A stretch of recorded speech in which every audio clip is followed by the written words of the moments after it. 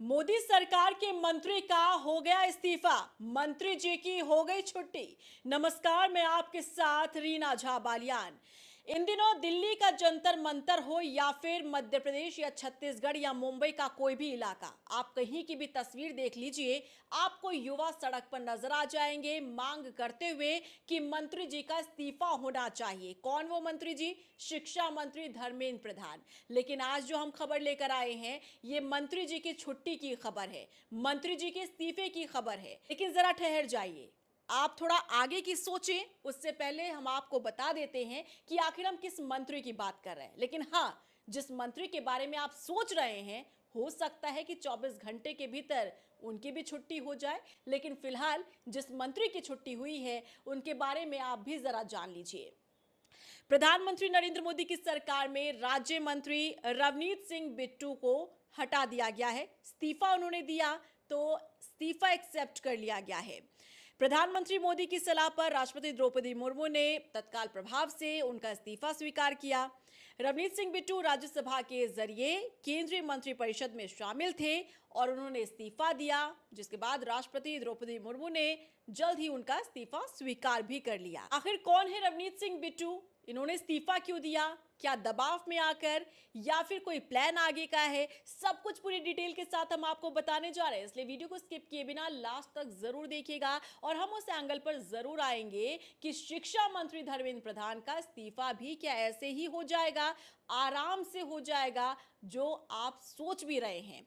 तो चलिए आपको डिटेल के साथ ये पूरी जानकारी दे देते हैं। देखिए, केंद्रीय मंत्री के पद से इस्तीफा देने वाले रवनीत सिंह बिट्टू पहले कांग्रेस नेता हुआ करते थे और खास बात यह है कि ये राहुल गांधी के करीबी थे। सोचिए, राहुल गांधी के करीबी, लेकिन ये बीजेपी में शामिल होते हैं, ऐसे समय पर शामिल होते हैं जब लोकसभा चुनाव होते हैं और लोकसभा चुनाव लड़ने के लिए बीजेपी ने टिकट भी देती है, लेकिन ये जनाब हार जाते हैं। लेकिन आप तो जानते हैं कि जो दूसरे दल को छोड़कर बीजेपी में आता है तो बीजेपी उन्हें तोहफा भी देती है। तो ऐसा ही तोहफा इन्हें दिया गया जब राज्य मंत्री ने बना दिया गया, लेकिन अब इन्होंने इस्तीफा दे दिया है। देखिए, रवनीत सिंह बिट्टू 2024 के लोकसभा चुनाव से ठीक पहले उन्होंने कांग्रेस छोड़ी थी और बीजेपी ज्वाइन उन्होंने की थी। बीजेपी ने उन्हें लुधियाना सीट से चुनावी मैदान में उतारा था। हालांकि वो कांग्रेस के वर्तमान प्रदेश अध्यक्ष अमरिंदर सिंह राजा वांडिंग से चुनाव हार गए थे और इसके बावजूद बीजेपी ने उन्हें राज्यसभा भेजा था और प्रधानमंत्री मोदी ने उन्हें मंत्रिपरिषद में राज्य मंत्री के तौर पर शामिल किया था।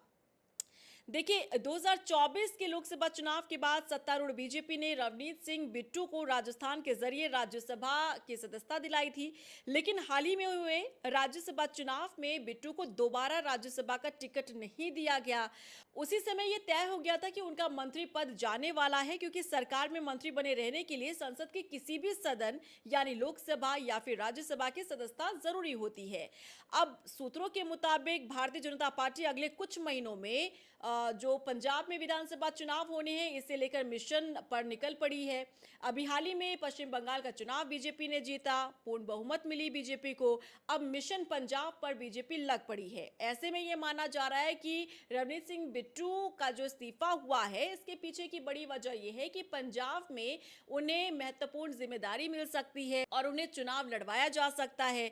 अब बीजेपी का शीर्ष नेतृत्व पश्चिम बंगाल का विधानसभा चुनाव जीतने के बाद पूरी तरीके से पंजाब के विधानसभा चुनाव पर फोकस कर रहा है और माना जा रहा है कि रवनीत सिंह बिट्टू को बीजेपी इसीलिए पंजाब की राजनीति में सक्रिय करने वाली है और यही वजह है कि उनका इस्तीफा हुआ और उन्हें राज्यसभा दोबारा भेजने के लिए उन्हें टिकट नहीं दिया गया था।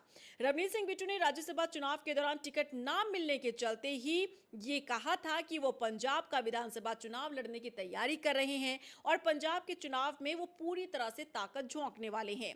खबरें ये भी है कि रवनीत सिंह बिट्टू को बीजेपी आने वाले वक्त में पंजाब चुनाव की पार्टी का अहम चेहरा बना सकती है।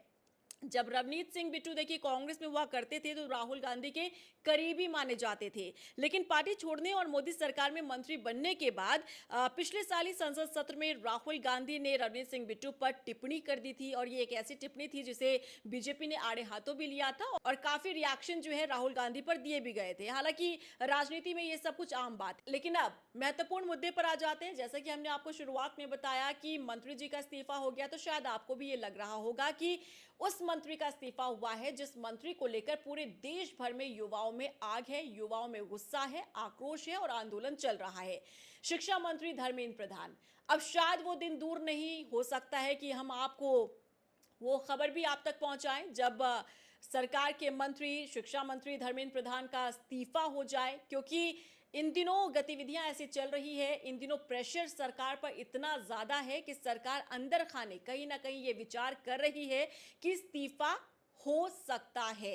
अब क्योंकि पहले से भी ये जानकारी सामने आ रही थी कि मॉनसून सत्र के दौरान ही हो सकता है कि मोदी कैबिनेट का रीशफल हो जाए, और रीशफल होता है तो इसमें पहला नाम ये माना जा रहा था कि धर्मेंद्र प्रधान जो है उन्हें बाहर का रास्ता दिखाया जा सकता है, क्योंकि सरकार किसी भी सूरत में ये संदेश नहीं देना चाहती, ये मैसेज नहीं पहुंचाना चाहती है कि युवाओं और जेंजी के प्रेशर में आकर सरकार ने कोई कदम उठाया। इसीलिए हो सकता है कि इसे ये शक्ल दे दिया जाए कि रीशफल हुआ कैबिनेट, जिसकी वजह से धर्मेंद्र प्रधान को दूसरा मंत्रालय दे दिया गया या दूसरा पोर्टफोलियो उन्हें दे दिया गया है। लेकिन किसी भी सूरत में सरकार ये नहीं कहना चाहती है, ना ये मैसेज देना चाहती है कि आंदोलन, प्रोटेस्ट, युवाओं की वजह से सरकार ने ये फैसला लिया है। फिलहाल आज के लिए खबर यही है कि मोदी सरकार के मंत्री ने इस्तीफा दिया, ये एक्सेप्ट भी हो चुका है। हालांकि ये बात अलग है कि कारण कुछ और रहे हैं, और ये भी बात अलग है कि ये मंत्री वो मंत्री नहीं है जिसका इस्तीफा